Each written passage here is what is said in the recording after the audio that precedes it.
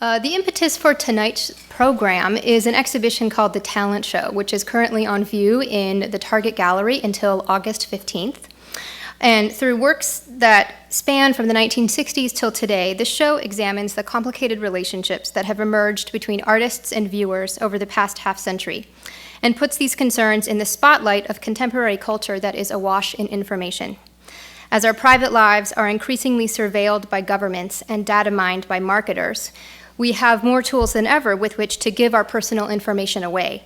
Our vacation photos on Facebook, our geographical whereabouts when we check in on Foursquare, and the books that we're likely to buy off of an Amazon wish list. This conflicting desire for fame and for privacy sets the stage for an investigation of the possibilities and consequences provided to us by the ever-expanding information age. Another backdrop for this conversation that you'll hear tonight is the Walker summer-long program called Open Field, which seeks, among many things, to conceive of a cultural commons outside on the Walker's big green lawn. The notion of the commons, the resources that we collectively share for the good of the whole, has generated a significant discourse in the past several decades about intellectual property rights and digital property rights in the digital age. Who owns information, how is it managed, and who benefits from these arrangements? These questions are critical as technological innovations gain the power to scan our retinas at the airport and predict our physical movements through video analytics and other such things. Whether or not you view these kind of technologies as advancements, they certainly complicate an already confusing reality of digitized identity, especially if you're trying to disappear, which is our topic for tonight. Both of our guests this evening have an interest in things that have gone missing. After writing a feature story in Wired magazine on faked deaths and disappearances, journalist Evan Ratliff made his own attempt at living underground. In a nearly 1-month stint that he'll talk about this evening, the author tried to vanish and then invited the public to try and find him. The resulting contest, which was supported and sponsored by Wired, ignited a firestorm of interest among hackers and amateur investigators alike. Official blog posts from the magazine's editor provided information such as the fugitive's bank account withdrawals, while a nationwide network of followers twittered their guesses, formed dueling Facebook groups, and decoded scrambled IP addresses in a rush to out-data mine their competitors to find Evan and collect a cash prize. To close out the saga, Evan reported on the social experience of hiding in plain view in a second piece for Wired magazine. When not on the run from tech-savvy manhunters, Evan is a contributing editor at Wired, whose writing has also appeared in The New Yorker and The New York Times Sunday Magazine, among other well-respected pages. His broad range of interests have led him to research and write on issues ranging from modern medicine, biofuel development, and evolutionary biology, as well as numerous works on the politics of terrorism, transnational crime, and technology, including his co-authored book called Safe, The Race to Protect Ourselves in a Newly Dangerous World.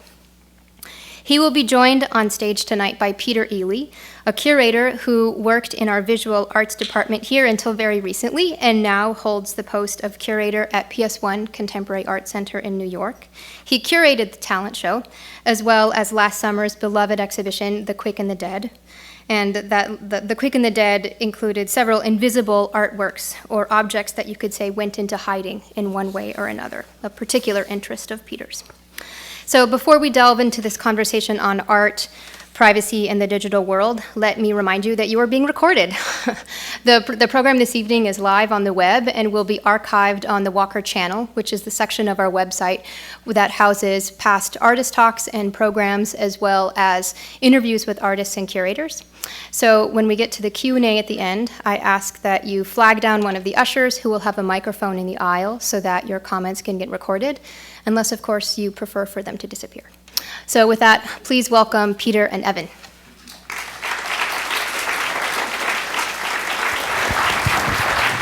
Sure.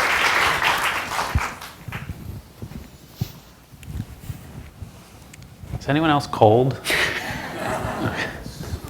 I don't know that we can do anything about that, but thank you all for coming and putting up with the cold air to be with us tonight. It's very nice to be back in Minneapolis, in particular at the Walker. And thanks to Evan for making the trip. Pleasure to be here. What I thought we would do is, what we decided we would do is that I'm going to talk a little bit about kind of art background for the conversation, and hopefully set the stage a bit for Evan's discussion about his time on the run last year, which I guess was, almost a year ago? Almost a year ago. I started in August. And so I'll talk a little bit about the show. I'll assume that, how many people here have seen the show? Okay, so some people, all right. I'll assume that most people haven't in any case, but let me see if this is working. It is working, okay. So I thought I'd start with this slide as a way to just introduce the conversation, which is a work that's not actually in the exhibition, which is a piece by a German painter named Gerhard Richter, titled Betty. And what's interesting to me about the piece is that it's a kind of counter-portrait, right? We normally think of portraits as providing a particularly intimate likeness of the subject, but in this case, the subject is looking away from us. So it's sort of this paradoxical portrait, which I kind of like, sort of an anti-performance as a performance still. And I guess just to introduce the show somewhat, this is a piece that is in the show. This is a work by an Italian artist, no longer alive, named Piero Manzoni, from 1961, a version of which is in the exhibition that you can interact with. It's meant to be, it's called the magic base for living sculpture. So the idea is that if you stand on this pedestal, you can become a work of art, which is kind of a nice idea, right? Around the same time, the artist was actually going around and signing people with a marker on the street and turning people into living sculptures that way. And then this is a piece from 1967 by an Argentinian artist named David Lamelas, which is just a simple theatrical spotlight in a darkened gallery that kind of demarcates the space almost into people who are watching or people who are putting themselves on view by stepping into the light. And so when I was thinking about the show, it sort of came out of both my interest in sort of these 1960s performative-based works that invite you to do something, particularly sort of putting yourself on view or placing yourself into a different context from just a watcher or a looker or a spectator. And I guess putting that into a context that was situated and informed by my interests in sort of a couple broader cultural things that for a while I thought had nothing to do with art in the back of my mind, one of which is sort of social media, which I have grave ambivalences about. I don't do Facebook or Twitter or really any of these things because they somehow make me very uncomfortable. But they're fascinating to me, sort of how they've achieved a kind of cultural prominence, and also the backlash against these things has been interesting to me. And at the same time, the continuing expanding governmental role in our private lives, which is kind of remarkably undiscussed, I think, and sort of unresisted. So now we're, I don't know how many years into knowing that the government can read our emails and listen to our phone calls without any additional permission needed. And that's sort of just a fact of life now of living in America. So all of these things sort of came together in my thinking about the show and made me think differently about these kinds of pieces. And so I was led sort of in thinking back to the Richter painting a little bit to a piece from the late 70s, early 80s by a very interesting artist, Taiwanese artist, who immigrated illegally to the United States named Tae-Ching Se, who's most famous for having done a series of year-long endurance pieces. One where he tied himself to another artist for an entire year, another one where he lived in a cage for an entire year. Before he started any of these things, though, while he was working as an illegal laborer in New York City restaurants, he decided that he should actually, instead of being afraid that the government would find him, look at that differently and think that, well, actually there were a lot of people who wanted to find him. And in that sense, he was very popular. And so he made a kind of flyer for himself with his fingerprints and the information from his passport. He didn't actually distribute it until a couple years later when he was actually living outdoors on the street in New York for an entire year. And no one actually made the connection. And he's now a naturalized U.S. citizen. This is an interesting drawing by a Belgian artist who lives in Mexico City named Francis Eleey, where he mapped out the path of least surveillance through the city of London. And so the sort of pen line that you see is Francis figuring out how to get through the most surveilled city on earth, relatively unseen. He calls this the clandestine way. Now, a piece that I do have in the show is this ski mask that is pictured here being worn by Chris Burden, who used it in a piece in the 1970s that was called "You'll Never See My Face in Kansas City," where he went to Kansas City to do a performance in a gallery and wore this the entire time he was in Kansas City. And this followed another early performance piece of his. He's best known for having had a friend shoot him in the arm with a .22 rifle, among a range of other masochistic performances from the 70s. But one of his first performances was actually to disappear for 3 days, which I also think is kind of interesting.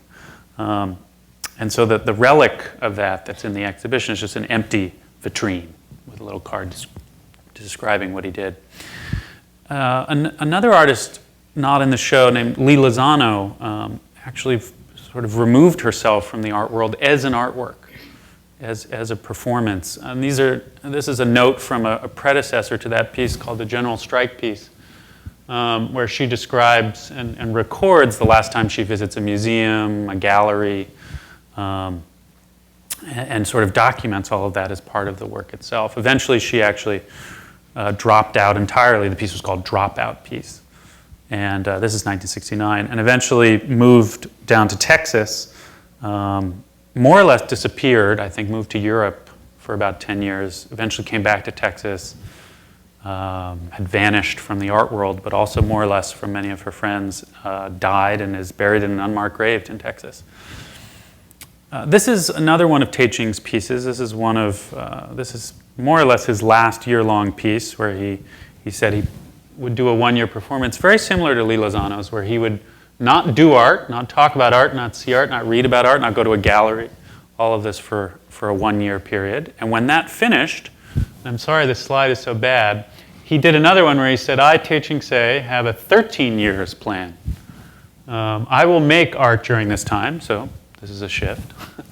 But I will not show it publicly. This plan will begin on my 36th birthday, December 31st, 1986, and continue until my 49th birthday, December 31st, 1999.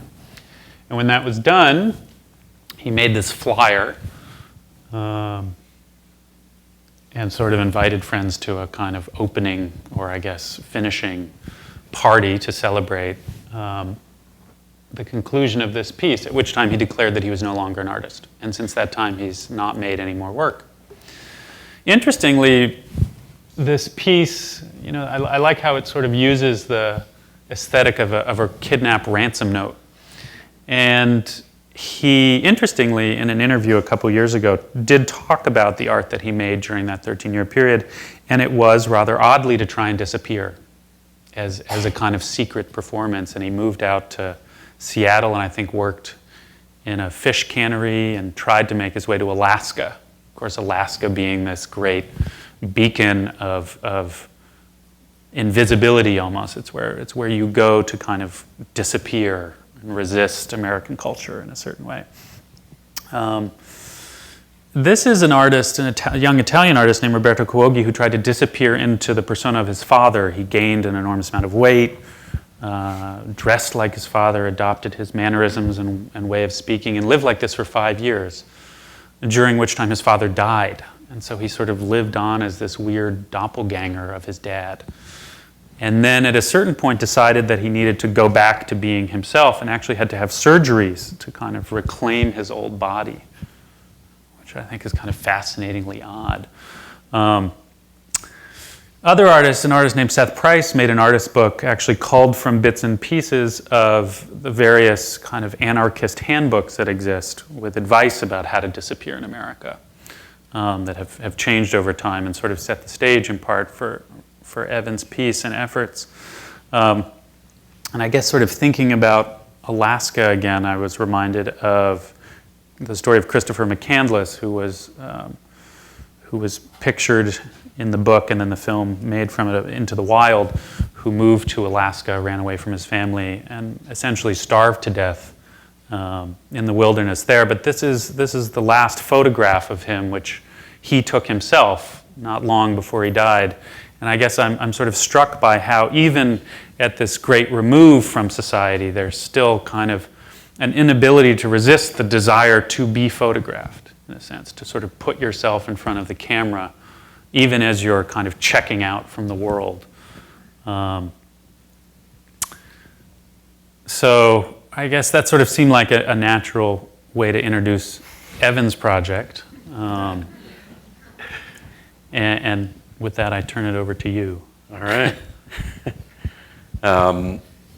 So as Sarah mentioned, I mean, what I was interested in doing, I started out because I was obsessed with people who fake their own death. And I had been collecting little stories of people who fake their deaths over the years, and I was trying to find out some way to do a longer story on one of these people. And I finally got Wired Magazine to agree to let me do a story, and it was centered around a guy from Arkansas who built up a lot of debt on his corporate credit card, and then he decided to fake drown himself and go start a new life. So it's sort of about how he got caught, and in the process of that, looking at all these other people who had gotten caught, and many of them are really kind of hilariously, bad at disappearing. And they always do something that in the end you say, I can't believe that they did that. I mean, there was one guy who, he lived in Indianapolis and he tried to fly a plane. He was going to jump out of the plane and it was going to crash in the Gulf of Mexico, and he was a pilot. And so he went through this whole process, he set it all up, and then he flew over Alabama. He radioed the tower just as he'd planned, said, my windshield exploded. I'm going to have to jump out of the plane. Or actually, he didn't say I'm going to have to jump out of the plane. He just said, my windshield exploded. I think I'm going down. And then he parachuted out of the plane. And unfortunately for him, they scrambled fighter jets to go examine this plane, which had stopped responding, and there was no one in it. And then he also had failed to put enough gas in the plane, so the plane actually crashed, not in the Gulf of Mexico, but in Florida, on the ground, and there was no body in it. But what interested me even more than that was that then they finally caught him, and he went to trial, and one of the things, he actually didn't go to trial, he had to plead guilty because one of the pieces of evidence they had against him was they had confiscated his laptop, and on his laptop were Google searches for how to jump out of a plane at X number of feet, Google searches for all of the places he had planned to go, for moving money into different bank accounts. So he had basically left a roadmap of everything that he wanted to do on his computer without even realizing that he'd done so. So as I was collecting these stories and doing this, I sort of got together with my editor and we started thinking the real way to get at the heart of how difficult this is, because you always say, oh, why did they make that mistake, would be for me to actually try to do it. So the parameters we set up were that I would try to disappear for a month, that I wouldn't actually try to go off the grid. I wouldn't go live in a tent in a national park because for a month it'd be pretty difficult for someone to find me. Now over a longer period of time, even that you could be found, but so I would actually try to adopt an entirely new identity, and I would try to use all of the technologies that I use now, including social networking, which I do. I am a participant in, but as a new person. So I'd actually try to create a new identity and then jump into that identity and leave my old one behind. And then people could win $5,000 if they found me in person, took my picture, and said a code word, which was fluke, which was a reference to the guy from Arkansas who disappeared and took his dog with him, this dog named Fluke.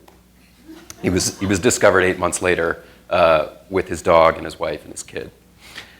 So those were kind of the general parameters. I would try not to break the law, just so we would avoid any legal trouble when I got back. And then other than that, we just sort of threw it open to whatever people would try to do. Now, we had to make it a little bit easier for the general public because if an investigator was looking for you, they would have subpoenas, they could get access to your bank accounts, your email potentially. So instead, we would just release all of that. So my editor had passwords to everything every part of my life. So frequent flyer accounts, bank accounts, credit cards, and he could reveal anything that he wanted to out of those. My phone records, who I'd called for the last month. So that's how we set it off. And then I took off from San Francisco, but actually before that, so what I had to do was I had to try to figure out what this new identity was going to be like, and how could I sever it from my old identity. So I adopted a new name, which was James Gatz, James Donald Gatz. Donald is actually my middle name, which was one of the kind of mistakes I made. It didn't end up costing me, but when people try to disappear, oftentimes they carry something over from their previous life, and that's the way they end up getting caught. They use the same birth date, or they'll transpose the numbers in their birth date or in their social security number. So using my middle name was a bad idea, but I adopted a new name. Part of the reason I adopted James Gatz is that it's a name that in The Great Gatsby, it's actually The Great Gatsby's original name before he changes it to Jay Gatsby. But it had a practical purpose too, which was if somebody Googled me, if I met someone and I told them my name and they Googled me, in the digital age, there's a little bit of an issue. If you have no presence online in a certain community of people, you are suspicious. And you'll read stories about people who go on dates, and the first thing they do when they go home from the date is they Google the person. So I wanted to have a reasonable excuse for why if someone Googled me, they couldn't find anything, because all they would find would be references to The Great Gatsby. So then I tried to develop these aspects of my identity, ways of using money. So these are gift cards that you pay cash for, and they're completely anonymous. And then you can register them online under a fake name, and then I used those cards to order another card online, which actually had my name on it. And it looks kind of like a credit card. I got the patriotic flag-waving one, and it says gift card in the corner, but most places, if I went and used it, they would treat it almost like a piece of ID. I had business cards, which were references to a company that I started called Bespect. Bespect Research, which I always described as it's like respect with a B, which also doesn't mean anything. And then I mocked up a fake ID. Whoops, we lost our. We unplugged. There we go. Well, I had a fake ID. You may have seen it. It was actually like a university ID. I called myself a visiting scholar because creating a regular driver's license or passport would get me into legal problems. So I mostly tried to sort of stay within the parameters of this low-level ID. And then I would often tell a story that I had lost my driver's license, but I had this scholar's ID, and I had this credit card, and was that enough to get me by? And at most hotels, at most places where they kind of routinely ask for driver's license for no apparent reason, that was enough. Do we need to do something? Is this going to come back? Oh. Okay. So then I had, the company that I had was actually registered in the state of New Mexico. It's a real company. It's called Bespect LLC. It's still registered. It's not registered to my name. And then I also wanted to separate everything from my old life to my new life. So I rented an office under a fake name. And then I had all my mail under my fake name show up at that office, including this gift card. I had it sent there. Because any mail that I had sent to my own address with the fake name creates a connection in a database somewhere between these two identities. So here you can see the website for my company. It had some fake projects that I had whole backstories for. I had a reason why I was sort of traveling around the country. I had a fake Twitter account, but this was me talking about my daily business as I went on this trip around the country. And at different points, I would make it public or make it private, depending on how paranoid I was that someone was following it. Sometimes I would seed it with false information if I thought people were paying attention to it. This is my Facebook page. And this was interesting because, if you or I sign up for Facebook, the way it usually works is somebody says, oh, you should sign up for Facebook. And then you connect with them, and then they know some of your friends, and you connect with them, and then pretty soon you have a network of your friends. You send them some invitations, maybe your family as well. But I was, as James Gatz, I didn't have any friends. I didn't know anyone, and I didn't want to connect with anyone that I knew. So it created this dilemma of how do I manufacture friends out of nothing? And it turns out there are people on Facebook who will friend anyone. And most of them are multi-level marketing gurus and real estate people. So I would find people who had 900, 1,000, 2,000 friends, and I would send them requests. And pretty soon I built up a pretty good collection of friends. A lot of these are from after, but I had 30, 40 friends, none of whom I actually knew, none of whom knew me. But if someone looked me up, and oftentimes I would say, oh, look me up on Facebook. And it created this perception that I was a real person. Like, who would concoct this entire identity with business cards? And it just gave an authenticity. So it was kind of looking at both sides of this question, that people could use my old information to track me, but I could also use the whole idea of digital identity to develop this new person who would have a backstory because he existed online. So then I'll just go through this quickly because it gets a little technical, but basically the one big problem I had is I was staying online. I had to show that I was online, so I would log into my email every day, my real email. And if any of you use Gmail, you may or may not have ever noticed, but in a tiny, tiny font at the bottom of the screen, it says last logged in from, and it has your IP address. And actually, if you click further, it has your last 5 IP addresses. It's basically recording every computer that you've logged in from. And your computer has an IP address when it attaches to the internet, and that IP address correlates to your physical location. And I'll talk about it in a little minute, but you can use the IP address to locate not just someone where someone is generally, but their specific address. So I had to do something to conceal my IP address to show that I wasn't where I was in terms of the IP address. So I used something called Tor, which is a piece of software that it's designed for whistleblowers and dissidents to use, so they can mask, where information is coming from. It's been in the news a lot lately. If you follow the news about WikiLeaks, this website, they have a lot of interaction with Tor. So basically, Tor masks how you access the internet. So if I'm Alice, I'm trying to get something off of Bob's web server. Tor makes it look like I'm jumping from that last computer to Bob's server. And basically, all of these hops in between are anonymous. So if Bob is there and he's saying, oh, who's accessing my server, it might look like it was coming from Germany, when in fact I was in Los Angeles. But then I had a friend who worked at Google who said, you know what, Tor can be cracked. Anything can be cracked. So that's not safe enough. So instead what I did was I took these 2 computers and I left them in an anonymous office that I rented in Las Vegas, which is this windowless room. And I set the computers up, I attached them to the internet. I rented the office for the entire month. And then what I did when I wanted to access the internet was I actually remotely logged into these computers. I used these computers to access the internet. And then if someone ever traced my IP back, they would only get as far as Las Vegas. And in fact, later on they did. So I set off around the country. I started in San Francisco. I drove to Vegas. I set up my computers. Then I sold my car. I started taking other forms of transportation. I went to LA, and then I got online and hitched a ride with a band, a small indie band who was touring across the country. So I went from LA, and they kind of cruised across Texas, and I was sort of just riding along in their van, helping them pay for gas, and basically they kind of left me alone. And then I ended up, this map is actually made by someone who was chasing me. It's not entirely accurate, but essentially I went to St. Louis with the band. I took a train down to New Orleans, and then I rented an office in New Orleans, and I rented it under a fake name. I signed a lease. And I would do things like I had anonymous PayPal accounts, or not anonymous, but attached to my fake name.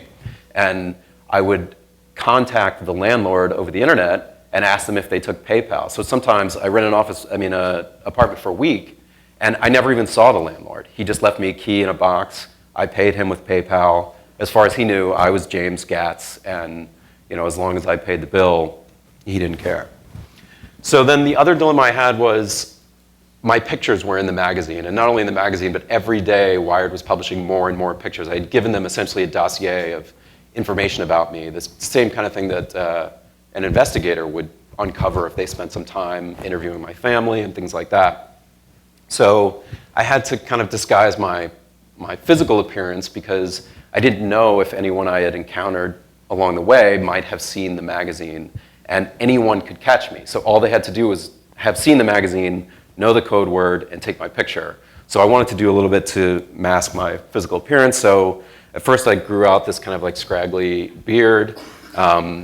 This is the first day. Then I shifted towards, this is my Las Vegas look. So these are fake glasses, and I dyed my hair, and I dyed the goatee as well, and I kind of slicked it back. And I had, this is from the end, and it's you can't see it that well, but I had 4 pairs of fake glasses, sunglasses. I had multiple different kinds of contacts, hats, all the stuff I was kind of carrying with me, along with enough digital gear to kind of stock a Radio Shack. Basically, I had throwaway phones. I had different ways to access the internet, and all this stuff I was sort of carrying along with me. So then here I am in Los Angeles. And I actually got into a man on the street video. And at the time, swine flu there was a big swine flu scare. And there was a woman who does an online news report who was going around Venice Beach asking people, what do you think about swine flu? And I thought, well, this will be a really funny thing for me to get into. And then later I can say, see, I wasn't hiding out from the world. Here I was. I was on Venice Beach. Not only that, but I was in this video. And this video was published online, and she has a lot of fans. I was out there to be found. So then this is me in New Orleans. I've got my hat. I've washed out the dye by this point. And then, I started building up a lot of paranoia, even starting in LA. In fact, one of the things that's in the final story is that I actually ran from a helicopter one day on Venice Beach because I had used my ATM card to deposit the check from my selling the car, because this was like a cashier's check, and I didn't want to lose it. It was $3,000, which is not something you want to just not be careful with. So I thought, well, I'll just go ahead and deposit this. I was leaving LA anyway. I don't care if they know that I've used this ATM. But then I couldn't get out as quickly as I wanted to. I couldn't get my ride out of LA. So basically one morning I was out on the beach. There was a helicopter. It was kind of hovering over me. And I thought, well, that's weird. And then I kind of moved down the beach, and it kind of moved down the beach. And I thought, well, there's nothing else going on this beach. It was 6 in the morning. I was out for a jog. There were a few surfers out.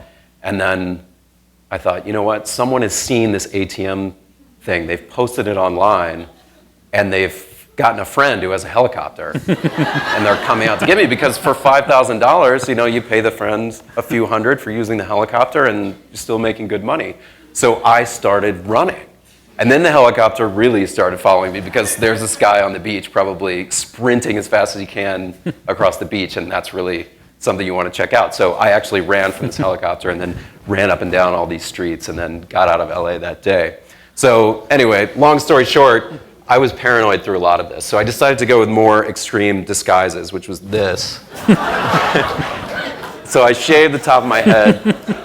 I went with the mustache, and you can see I'm wearing the colored contacts, so I have blue eyes, and my eyes are brown in that. And this was my kind of businessman look, and I used this especially. I took one flight. I took 2 flights, but I flew one place, and I had to use my real ID because I didn't want to mess with using a fake ID, obviously, on airplanes post 9/11.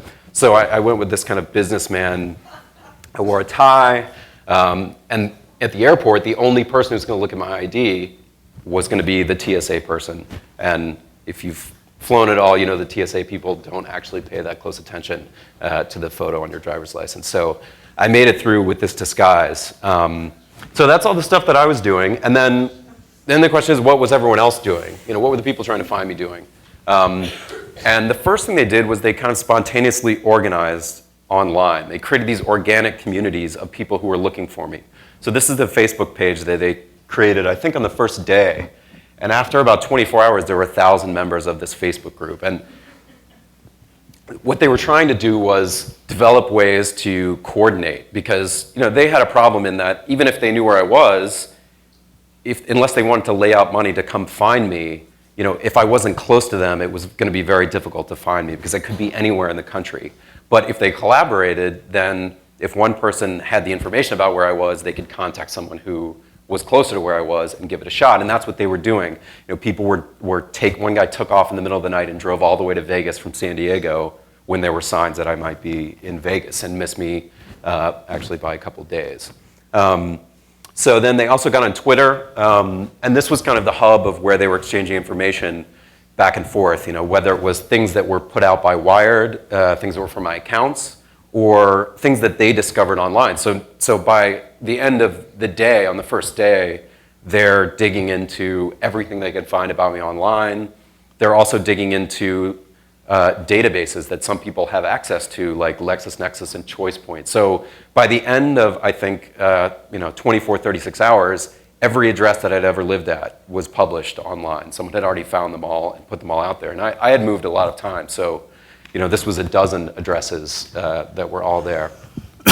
And then they made wanted posters, which they would put up in places where they thought that I might be going. One of the things that was part of the information that Wired put out about me was that I have something called celiac disease, which means that I have to eat a gluten-free diet.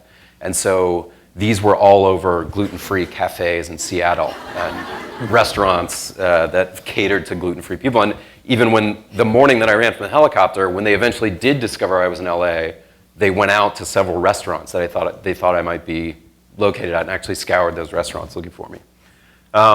So this is a map that someone made of points of interest, of places. It's got every address I lived at on there. It's got, I think it's got my family's address on there. It's got some work-related stuff. But one thing that interests me is if you look at the bottom, I don't know if you can read it, but it has call car collision, and Lily's pet care, which actually things that people found out that I had reviewed online. So I'd gone on this website called Yelp, and thinking that it was pseudo-anonymous, I had actually reviewed, not really even thinking about the consequences of it or anything.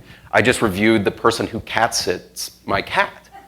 And this woman got dozens of calls from people who had gone and found that that's what I had reviewed. Now, I'm not a big reviewer of online things, but if you think about it, if you were, and then you disappeared, you've actually left an entire map of the things you like and don't like, which would be an incredibly valuable tool for an investigator. And then this is actually like a network diagram that someone made of both the IP addresses, which are at the very bottom, and again, this is very early on, and it's got credit card expenses on there. And then they did things like not just looking online, doing searches, which they were incredibly good at, but there were also investigators, informative investigators who were involved. And they used very tried and true investigative techniques, which were just calling people over and over again.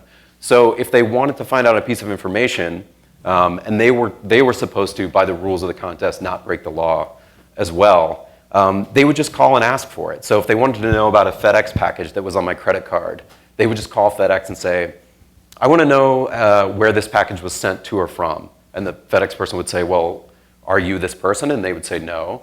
And they would say, well, I can't tell you that. They would hang up, they would call, and they would get the next person. And they would ask the same questions. But eventually they would find some person who answered the phone who would just give it to them, which is really perfectly legal. And they did the same thing with my IP addresses. I mentioned I had this office in Las Vegas. I had the computers in it. Eventually, they found out the IP address for that office, but an IP address only correlates to a few city blocks. And so you need to get access to the actual internet service provider in order to find out where the specific address is. And a kid from Portland, a 17-year-old kid who got really obsessed with trying to find me, he started calling that internet service provider. And eventually a technician said, oh yeah, that's 2465 South Pecos Road.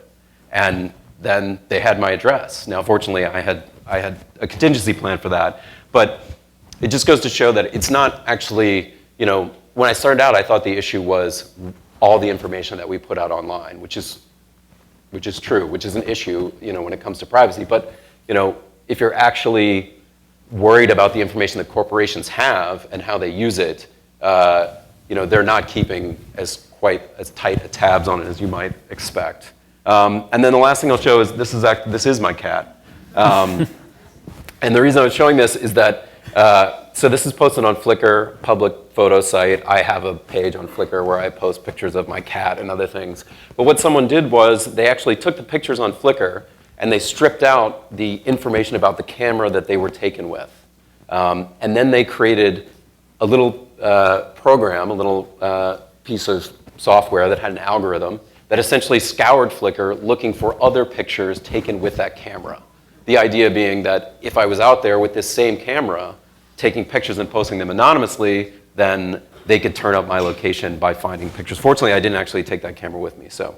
But you'll see even the name of the camera is actually taken with. There it is right there. So then I was settled in New Orleans. I had this apartment rented. I was paranoid, but I was feeling pretty good about how I was doing. I was getting up to day 20, day 23, day 25. Meanwhile, there was one guy, his name is Jeff Reifman, he lives in Seattle. He used to work at Microsoft. And he now has this thing where he builds Facebook applications. They're like web pages within Facebook. And the purpose of these is actually to organize people around news. And he read the story, and he saw the disappearance contest. And he said, well, this is a good way to attract attention for my new venture. So he created this thing called Vanish Team. So he built this, it lives inside of Facebook, and it had all kinds of information about my disappearance. And it has a map, and people annotated the map, and people were exchanging clues. But after a while, people stopped coming to it a little bit, and he wasn't getting anywhere, and he kept having these theories about where I was, and they weren't correct. But then he decided he could do something else with it, which is he could lure me to this page, and then try to capture my IP address when I visited the page. And the way he did that was he added this code, and this code right here, all it does is, if someone visits his Facebook page, they have to be logged into Facebook. When they are, it captures their IP address and their Facebook profile. So here he has this list, everybody that's visited my page, which was hundreds of people a day, but he could sort them. So he could say, all right, give me all of the people who have less than 30 friends. And that's what he did at the beginning, and he figured, if this guy's got a fake Facebook page, he can't have that many friends. So I had outwitted him at first. I had 30 or 40, and he didn't find me in the first couple of days. And then he bumped it up to 50. And he looked through every single person visiting his page that had less than 50 friends. And then he came across this, which is my page, which he recognized because I had been in that Man on the Street video. And since then, I hadn't changed my photograph. So then he knows, this is me. He knows when I'm visiting his Facebook application. And then he knows my IP address because he has that piece of code that captures it, which I think technically at the time was against Facebook's terms of service for him to even do that. But he had an advantage, which is that I didn't actually know that he could do that. I didn't know that he could build something inside Facebook without their permission to capture IP addresses. So that, in combination with the fact that I was getting a little bit lazy after 25 days because the method that I'd set up to access the internet anonymously took forever. So it was incredibly slow. So I started paring down the number of websites I visited using my anonymous methods. So then I hit his page, he gets my IP address, he starts following me around, and then I'll sort of condense the end of the story, but he had a problem, which is that he had to find people on the ground to capture me, because I was in New Orleans, he was in Seattle, and he used this piece of information that had come out that I have celiac disease, that I eat a gluten-free diet, and he contacted the only gluten-free pizzeria in all of New Orleans. There's one. It's called Naked Pizza.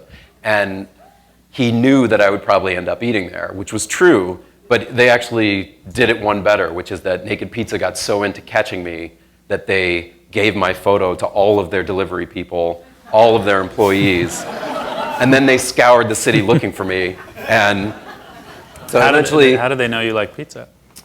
I think that came out too. I think that came out in an interview that they did with a friend of mine that sort of pointed to my sort of low-grade eating habits. Oh, wait, no, I remember they actually, with an IP capture, realized that you had visited the site. Yeah, that's right. He also knew that I had visited the website. Right. Because once he contacted them, then they were also looking for my IP address. They made the comparison.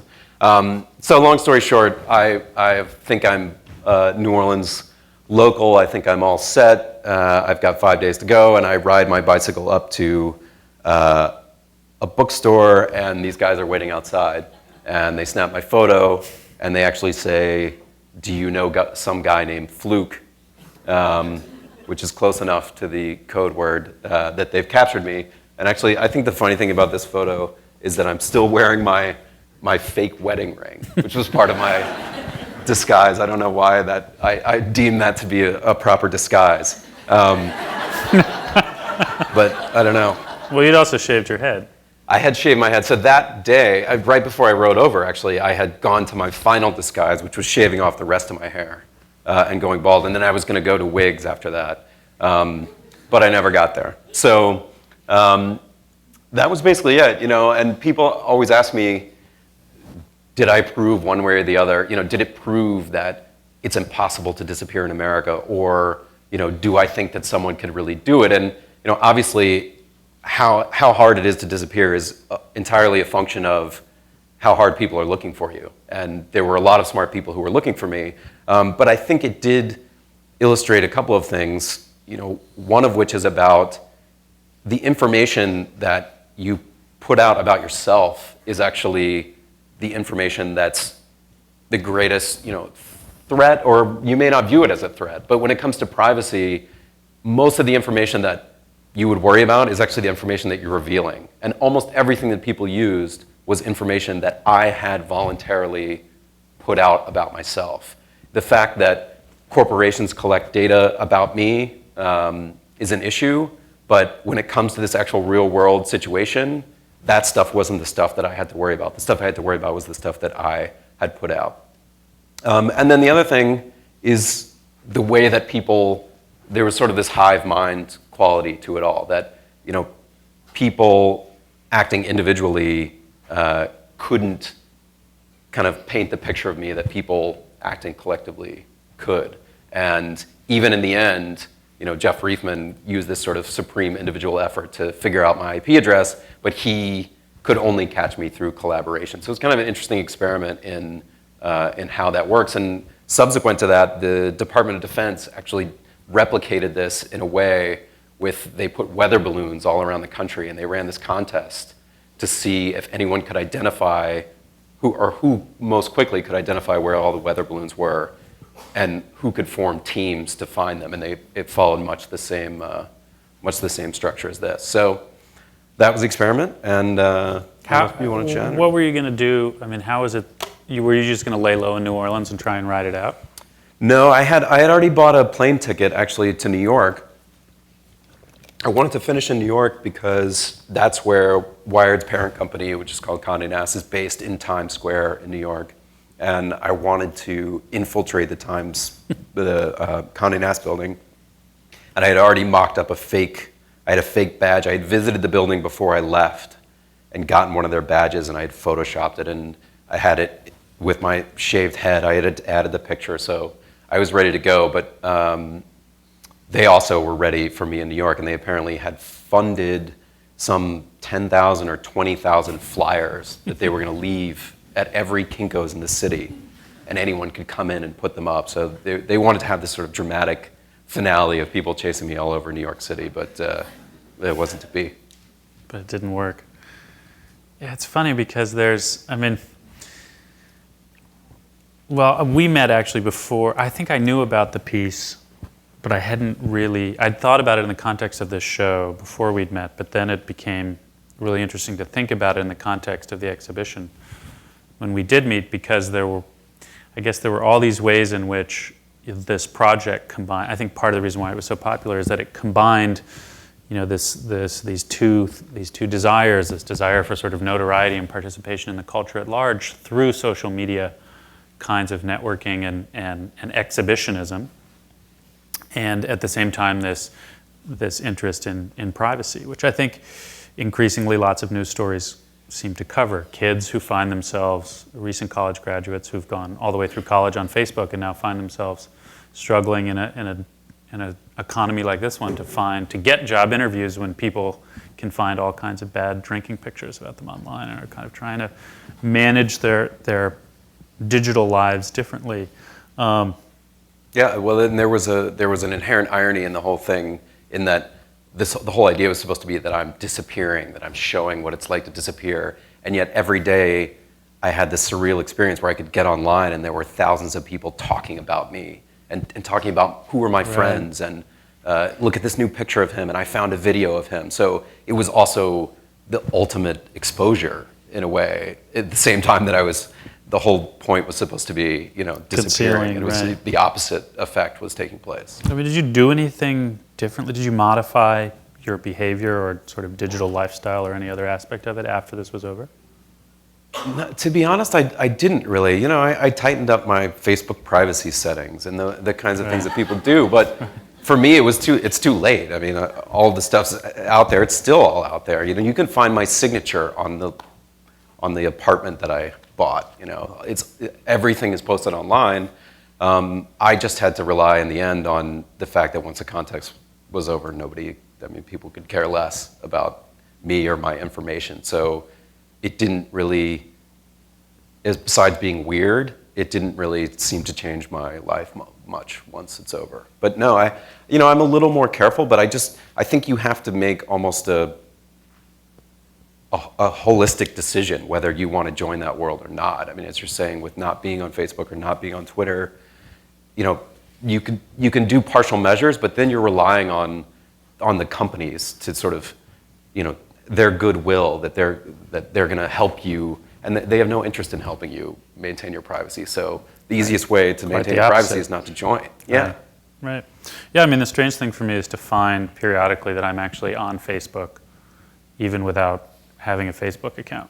That there are pictures of me sometimes that other people post from a party or something and then tag afterwards and tag them to me so that somehow, I'm still there, which is kind of bizarre. It's a weird way in which kind of socially now we've almost been trained to surveil each other in this under the guise of kind of fun or networking or this benign sharing of information, where we find ourselves kind of mimicking what the government's doing in a certain way, though we don't even know what the government's doing. But I just think it's fascinating that in the last decade we've essentially seen this collapse between the kind of state security apparatus on one hand and then the sort of entertainment digital culture apparatus on the other, that now sort of they work sometimes in tandem, as your project pointed out, and then sometimes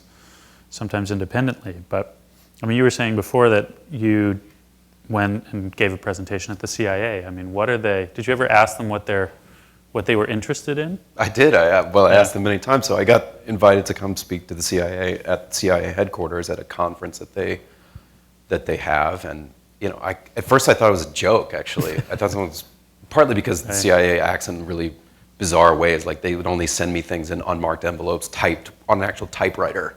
And so it looked like someone was playing a joke on me, but it turned out they did want me to come speak. And I kept asking, like, what did you? And a lot of them, what they said was that they had a challenge, which is related to the challenge that I had in this, which is that when they have agents go overseas and they need an identity, that in the old days you could kind of give them a fake business, you could give them a name and business cards, as I had, and they could kind of go with it. But now, because of database technology, you can run a background check on someone for $25, and that background check will get things like every address they've ever lived at, their credit history, all of that stuff exists. So what they call the backstop for the identity has to be much deeper than it used to be.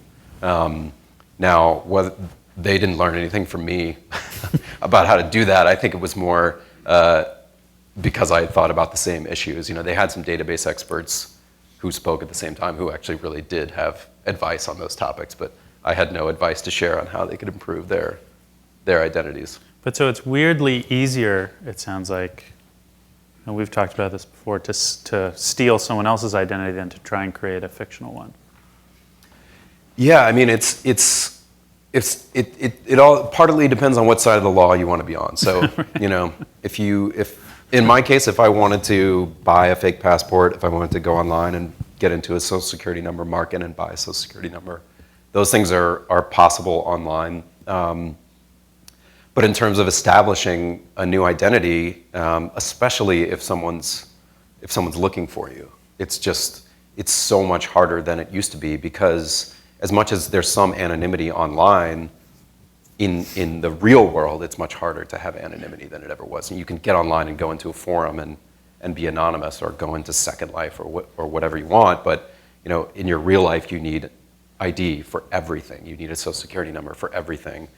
And, to your point about the way that sort of like surveillance has merged with, Hollywood and social networking and all these things, I had investigators, U.S. Marshals and private investigators who specialize in looking for people who said, 20, 30 years ago, it would take us months to gather what we can gather in 5 minutes or less on Facebook. If we want to find someone, we would have to build up a profile about them. And what you've done is you've actually built up a profile about yourself. And and it goes even farther than that, the FBI and U.S. Marshals and the Secret Service, they have fake profiles on Facebook, and they use them to catch people. They use them to lure people into conversations and to give away their location. Yeah, the best version of that in reverse, I thought, was the crashing of the White House state dinner by that couple who wanted to have a reality show and somehow infiltrated state security in an effort to, and took pictures and then posted them online of themselves inside the barriers supposedly maintained by the government to protect the president. I guess showing that even though, as much as they have more access to tools, it doesn't mean they're not bumbling. Right. Maybe we should open it up for questions. People have questions? I think there are microphones around so that everyone can hear it. Like this exhibit is called Minneapolis in Winter. I know, it's really cold. It's so cold up here. Hey, Evan, I read your article when it came out in Wired, and I was wondering, towards the end, when you were getting really paranoid, like around the time of the helicopter thing, did you almost find yourself kind of subconsciously wanting to be caught just to be over with it? Well, I didn't. The helicopter thing actually happened at the end of the first week. So that kind of paranoia built up when I realized how many people were paying attention to it, because remember, when we started it, we didn't have any idea if 5 people or 100 or 1,000 were actually going to care. And is $5,000 a lot for this kind of thing or not? So when I realized how many people were paying attention, I got pretty paranoid, and that's when I ran from the helicopter. But at that point, I did not. I really, really did not want to get caught, because first of all, it would be embarrassing to get caught after anything less than 2 weeks. And also, I had kind of put a lot of people through a lot of minor trauma to do this. My family was worried about what was going to happen. I left my girlfriend behind for a month, and we were moving, and these were things that I wanted to try to push it as far as I could and not have wasted everyone's sort of emotional energy to do it. But by the end, I think I actually kind of fell off my paranoia, partly because I had been worn down. I remember I was riding a train from, I think, New Orleans to Memphis, and there was a guy sitting there, and he kept looking over at me. And I just thought, this guy knows who I am. He recognizes me. And then he got off at the next stop. And then I started thinking, what am I doing? Like, not everyone knows about this stupid contest. It's my entire world, but it's not everyone else's world. So I think within that was this idea of like, I did just kind of want it to be over at a certain point. But then that's also how you got caught. That's partly how I got caught. But even when I got caught, I was angry though, because as it got closer to the end, there was only 4 days left. So and the $5,000 looked closer. Yeah, exactly. And I may or may not have mentioned, but $3,000 of the $5,000 I put up for it. So that was my incentive to not get caught, was I was going to lose $3,000. So you can imagine when I actually finally did get caught, and these guys are like jumping up and down and dancing around because they've just won $5,000, and I'm sitting there having lost $3,000, and then they took me out and bought me a pizza. Gluten-free. Yeah. Another question up there. Yeah, my question is, did you consider not inventing another identity for online? I mean, it would seem to me that if you wanted truly not to be found, you'd stay away from the internet entirely.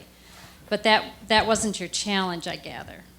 Yeah, I mean, you're absolutely right. If you want to avoid being caught by your IP address, for example, you do not go online. I mean, that is the best thing for you to do. But at the same time, if you think about, it's one thing to think about escaping for a month, but if you think about trying to start over in your life, you're saying you're not going to go online, for the indefinite future. And my thought was, well, if I actually did want to abandon my life in the manner of someone who, let's say, fakes their own death, I wouldn't want to start over as a hermit. I like being online. I like using email. I like these things. So I wanted to see what the challenge would be if I did continue to use them. If I lived a life that was sort of parallel to my own, but with a different name. This is a question for Evan. What did you expect to be difficult but found to be easy? I think that, think about that I thought would be difficult and easy. I mean, the getting around was easier than I expected, partly because, I had a problem at first because I wanted to take Amtrak a lot, but Amtrak has an ID requirement. I didn't realize it had an ID requirement, but then that was really scary at first. But then I realized how, paper thin that requirement actually is, where no one's ever really paying attention. It's like this habitual security measure that if you think about it, it doesn't really even accomplish anything. Like anyone can have an ID, and the fact that I show you an ID doesn't tell you anything about what I'm going to do or anything. So once I realized that they weren't really paying attention and that I could kind of talk my way around it wherever I went, then taking Amtrak, even though they asked for ID, it was easy. And also, it was surprisingly easy. I thought it was going to be a problem to convince people that I was who I said I was. And that's why I had all this, elaborate setup of web pages and Facebook accounts and all that sort of thing. But, people are pretty trusting, and they're not automatically suspicious of you. So even though oftentimes I was doing sort of weird things, the band that I hitched a ride with, they wondered, and they told me later they did wonder, what is this guy doing? Like, why is he going across the country? He seems to have no purpose. He's like too old for this, and also his goatee's died. Like, what is he trying to like relive his youth or something? But it didn't seem like I was doing any harm. So, and everyone I encountered, they had a sort of natural trust that I guess if I thought about it, it makes sense. You don't automatically assume someone's giving you a fake name. But then later, I felt really guilty about it. So I actually went back and I had to apologize to everyone that I had interacted with over the course of a month that I could find. Yeah. Well, that's so funny. I mean, people are trusting in part because you're a white guy who looks like a generic American in a certain way. Well, that was a whole other part of it, which, for better or worse, is not the genre of sort of Wired magazine topics. But, I mean, of course, like the easiest way to disappear in America is to be marginalized and part of a marginalized community. Like, right. It's almost like a foreign notion to someone that you should try to disappear when you're sort of already feeling like right. You have no resources, no one's paying attention. So, and that also carried over into I could talk my way into doing things and being places where people weren't suspicious of me just because of the way I look or the way right. I was dressed. Was that part of the reason why that Teaching Say piece was I thought was so great, because here's a guy who's sort of performing his invisibility as a work of art in a certain way. But anyway. There's another question up there. All right, well, two questions. The first one's dumb. What was the name of the band? And the second one is you said people were trying to formulate ideas and things about where you're going and what you're doing. What were some of the wilder, more outlandish theories? So the name of the band is the Hermit Thrushes. They're from Philadelphia. They're a really small band, but they're really great. They play kind of like art rock, as they called it, like indie rock, but very experimental. They were fun. They would play bars with just 2 or 3 people in like Lubbock, Texas, and then take off their shirts and their pants and like dance around. It was fun stuff. And you've talked to them since the article came out? Yes. Not only have I talked to them, I went to see one of their shows in Brooklyn, and then they invited me to come on tour with them again. And so the wilder theories, I mean, it was wild in terms of the way that they would think I was somewhere. And it was interesting how the information that was totally unverified people would start to gather around it. So if someone would start a rumor that I was in Seattle, then other people would feed off of it, and then other people who entered the conversation later would not realize that it was based on a completely unfounded piece of information, and then they would sort of start, putting up flyers and doing things like that. I think the big theory the prevailing theory for the better part of 3 or 4 days was that I was in Hawaii, and I had previously lived in Hawaii, and so that made some sense. But they had this theory that I had taken a cruise ship to Hawaii, which was remarkable to me because I'd actually considered the possibility of doing that. But if anyone bothered to look it up, the time it takes to get to Hawaii in a cruise ship would not account for the time that elapsed. And eventually someone said, wait, this is not possible. They had already skipped that step. And they were already looking at places in Hawaii where I might be, and which island is he on, and is he in the old place where he lived before, and things like that. So yeah, that was probably the furthest afield. Sometime before your article was in Wired magazine, there was a large spread in Wired about the disappearance of Jim Gray, the Microsoft scientist. In any way, did his disappearance inspire your project? I mean, not in any conscious, excuse me, not in any conscious way that I can think of. That was a great piece, and that was a tragic story. But his was a case of lost at sea. And the interesting thing in that case, and why it made such a compelling story, was that he was a high-tech guy, and he had all these friends in high-tech, and they basically employed every possible resource that they could bring to bear on it, and they still couldn't find him. So I don't know, maybe it did. I think I've been collecting these fake death stories for years and years, so I was already sort of looking for an end. But it certainly may have given my editors, a reason to accept it. I'm wondering about the stories that you told people about this new identity, and if that was fun. Did you make up anything about your college experience, or what was the small talk like when you were interacting, meeting people at bars or something like that? Was it hard to keep it straight too?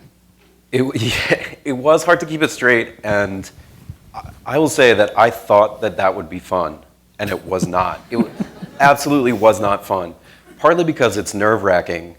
I mean, I commend to you to try this. Try to go introduce yourself to someone, even just using a different name. It feels like such a fundamental deception because you're so used to introducing yourself as yourself, telling your story, reaching back into your memory to make connections. Oh, I've been to Minneapolis. I came through here when I was driving across the country. And then to try to shut all that down and make things up. It's fun when you're sitting at home doing it and saying, I was developing backstories. And I'll say that I went to school here. And I would always use things that I had knowledge of so that if someone challenged me, oh, my brother went to Georgia Tech, then I would say, oh, well, yeah, what dorm was he in? And I had some knowledge about it, even though I didn't go there. But when I actually had to tell people these stories, I couldn't really connect with them because at a certain point, I didn't really want to talk about myself, and I didn't want to respond in the way that you would normally respond to people. I wanted to shut the conversation down and move it in another direction or make them talk about themselves. So it ended up being, I was having such superficial relationships with the people that I was encountering. Even though, naturally I was just meeting them, so it would be superficial anyway, but even beyond that, it was sort of like, it wasn't real, and it felt, guilty. This one right there. Hello. As you talked, the one thing that kind of thought back on is when the Unabomber case was going on. It was really when they started turning evidence over to the public and having people could look at his handwriting, and when that manifesto came out and his brother read it and said, this is his writing style, this is him. You see, like going to see the CIA, I really see more the FBI being able to turn evidence like that over to the general public. And has anybody ever talked to you about something like that?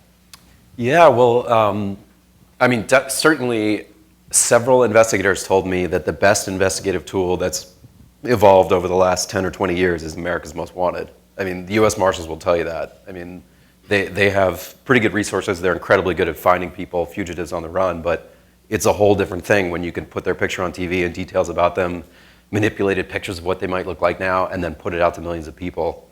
And then afterwards, there were some ideas that the people who had, especially the core of people who had worked so hard to find me, and were really, really good at it and had turned up so many clues, they would get together and sort of develop a website that would help find actual missing people, which was it was actually kind of a source of embarrassment for part of it. You know, people are putting up flyers about me, and they're actually real missing people who aren't getting the same resources, and I think they felt the same way.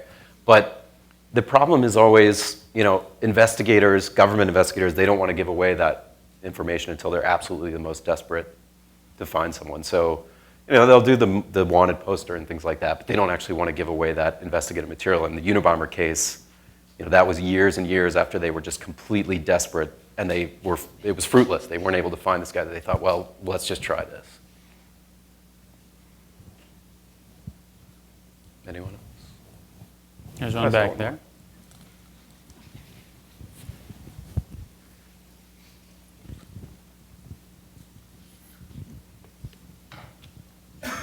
Hey, I was just wondering if, like, how successful people were at actually finding information about you.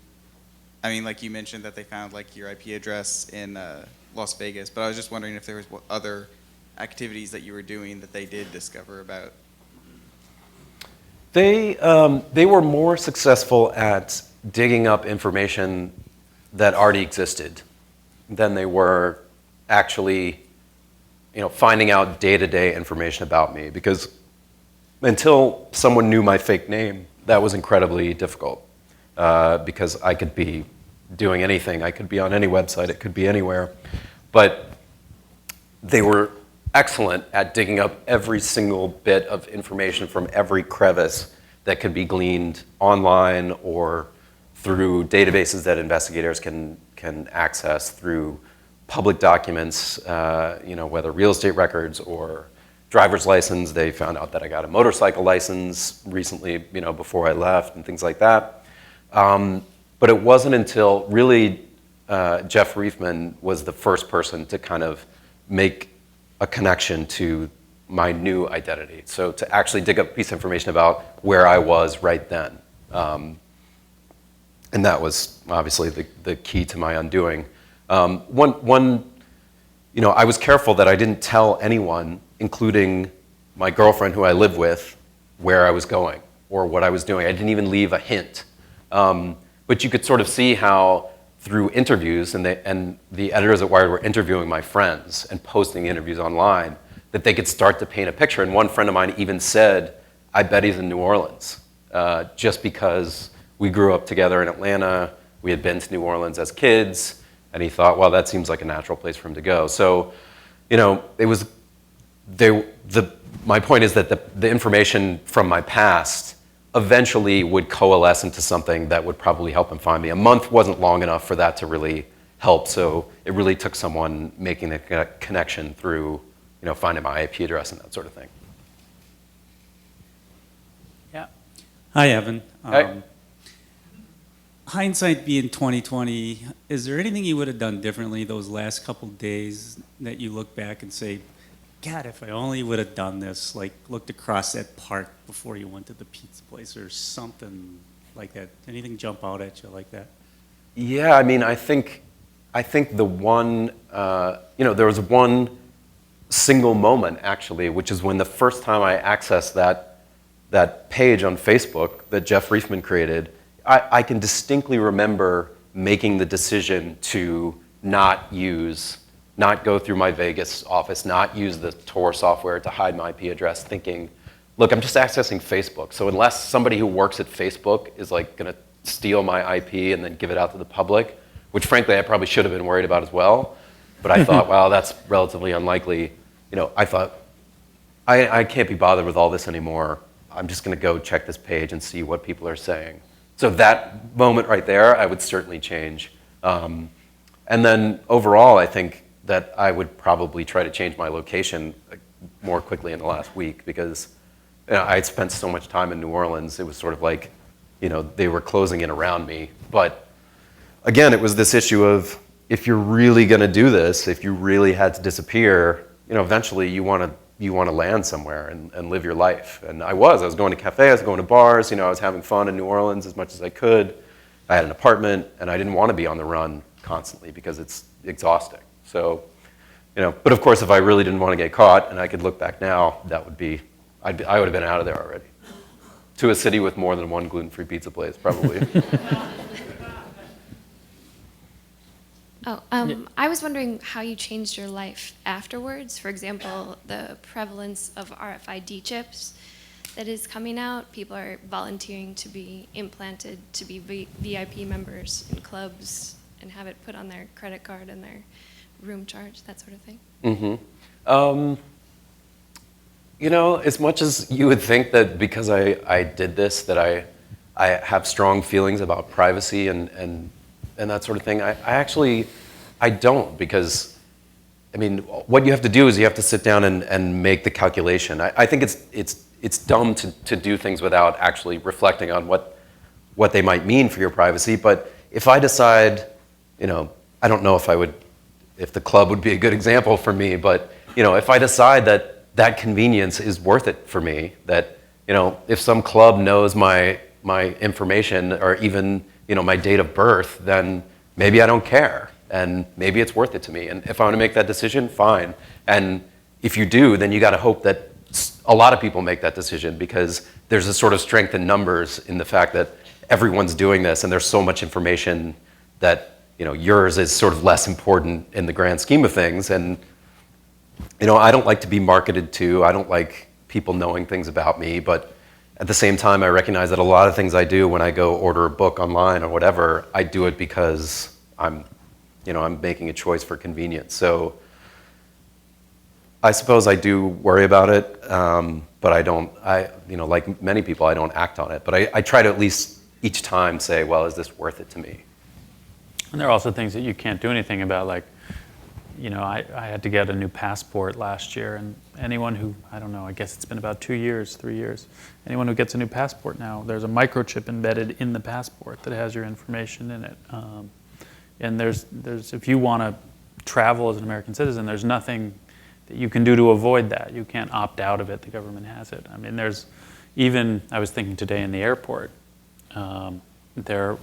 the TSA has been trying a new system to monitor the length of security lines by capturing the sort of IP address-like thing that your cell phone admits, and using that to kind of track how long you're waiting in line as you pass through the system. Of course, that's what they say that it's for. It used to just be that you could come out and look at how long the line was and then put more people on. But you could turn your phone off. There are certain things but to Evan's point, you have to do more and more things that are inconvenient to try and kind of insulate yourself from those kinds of things. And I was having this thought while I was walking past this whole bank of IBM ads, which probably a lot of people have seen, that are sort of, I think, called the Smarter Planet ad campaign that they're running. It says, like, rivers will tell you when they're going to flood, or all these things, this idea that information can be used productively to improve the world. One of the sort of things in the ad campaign, it says, how do we use information? Consumers these days tell us what they want. And the idea of this sort of implicit pronoun of us, as if like we're telling companies what it is that we want, essentially we just have to realize, I think, that is how corporate America sees the information that we volunteer, as a communication that can be used as a resource for them, the same way government or investigators can, to tailor products to us, which I think is kind of fascinating. Well, it's also funny that people, if you took the sort of most dystopian science fiction scenario and said, what if we all had a chip embedded in us that had a distinct number that said where we were at all times? Right. That's your cell phone. Right. Your cell phone, and even people, one of the other speakers at the CIA said this. He said, the cell phone is the ultimate identity tracker, because there's lots of databases that say who you are, your date of birth, and all these things, but the cell phone is the one thing that has a unique identifier that's always with you all the time. So it can verify your location in addition to your identity. Now, you can give someone else your cell phone and throw them off, but most people don't do that. Most people are using their cell phone. So if you really want privacy, you probably shouldn't be carrying around something that's a unique geographic locator to your exact position that can be uncovered by almost anyone, including not just a government investigator. In fact, I'm doing another story now that involves a private investigator. So it's just a PI. He doesn't have any special powers. All he has is his own investigative skills. And he will get people's cell phone information by walking into a Sprint store, for example, and saying, hey, I need these records from this cell phone. And just like with those phone calls, the first clerk will say, well, are you this person? And he'll say, no, I'm not this person. I'm an investigator. I'm a private investigator. And they'll say, oh, well, I can't give you that. And then he'll go to the next store 2 blocks away. And eventually, one of the clerks will say, oh, you're a private investigator? Oh, I must be able to give you this information. We'll print out the bill and hand it to him. It's totally legal. Right. Amazing. Probably have time for 1 or 2 more questions. Oh, sorry, there's one right here. Evan, it's like 3 things. Did you use phones at all? And how was this emotionally for you for a month? Like, just, was it frazzling? And then also, was there any contingency plan, like if you got in a car accident or something really bad happened, where you would reveal your identity for like health reasons besides gluten-free products? So phones. I did. I used prepaid phones. I never used my own cell phone. As a matter of fact, the very first thing I did when I left was I took the battery out of my cell phone, because your cell phone's actually potentially trackable even if it's not on, if the battery's in it. So I took the battery out of my cell phone and it never went back in. So I used prepaid phones, which are also traceable. If someone knows the number, they can trace them. So I used 3 or 4. I would dump them periodically if I thought that the number had, become public. So the second one was emotionally, it was very up and down. It was a very weird experience, obviously, and it was very isolating because I wasn't communicating with people, my friends and my family. So things like being really paranoid, I didn't have anyone around to say, you're acting like an idiot, or no one's really flying a helicopter looking for you. I was in my own, really inside my own internal world. And that, that created a lot of sort of, freakouts that in your normal life probably wouldn't happen. And then the third thing was for emergencies.